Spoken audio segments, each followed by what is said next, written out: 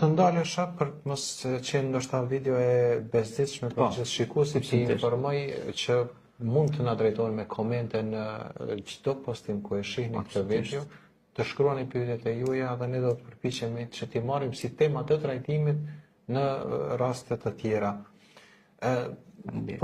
Si përfundim i gjithë kësaj bisede, unë përveç se do të falenderoj për kontributin edhe për kohën që e ndave, dhe do të lutesha që t'i kalojmë një mesazh që ndoshta shumë për njerëzve mund ta bëjnë si shkëputje të mesazhet për jetën e tyre, për ta marrë si vathën vesh që të vazhdojnë jeta e tyre. Po. Jeta e njeriut është pra shumë e shkurtër.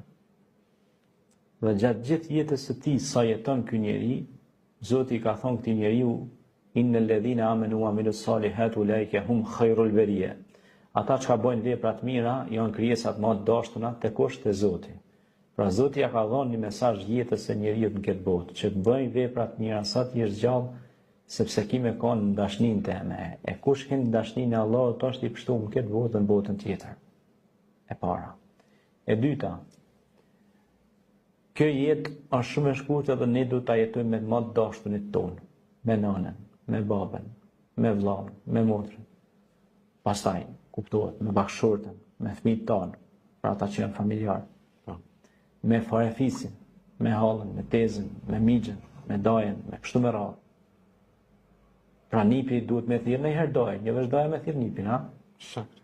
Se tash ka një farë kohë që më shumë pe thirrë daja nipin se nipi daje. Se daja tash e thirrë nipin na di pse, si dhën zemra për motrën.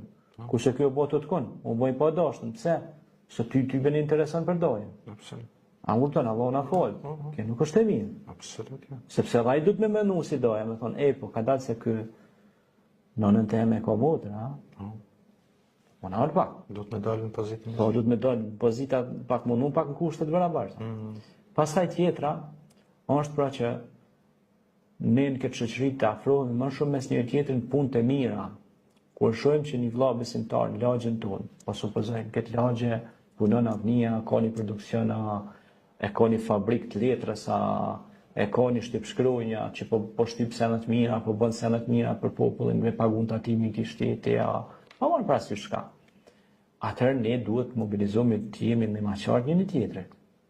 Të marrim kombet e zhvilluara, që ndihmojnë. Që normal